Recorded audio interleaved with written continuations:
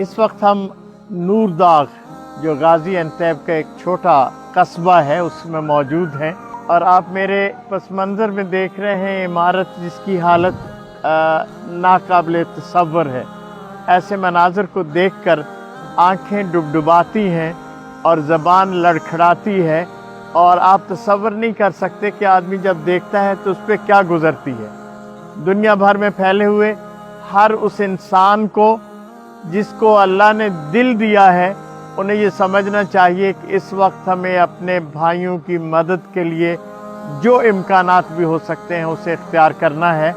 और अपने भाइयों के पास पहुंचना है। हम पाकिस्तान से खुराक की सूरत में, खैमों की सूरत में और कंबलों की सूरत में मदद पहुंचाना चाहते हैं और ये खुशनसीबी की बात है कि हुकूमत तुर्किया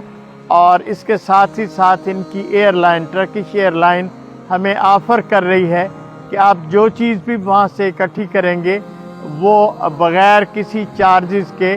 उसको यहाँ मुंतकिल करने के लिए पहली फ़ुर्सत में काम करेंगे। उनकी फ़्लाइट्स वक्फ़ हैं इस काम के लिए।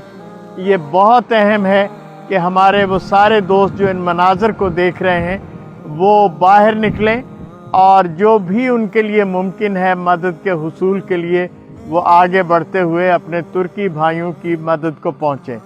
अल्लाह आप सबका मददगार हो और आप जब इंसानों की मदद करेंगे तो अल्लाह आपका साथी होगा।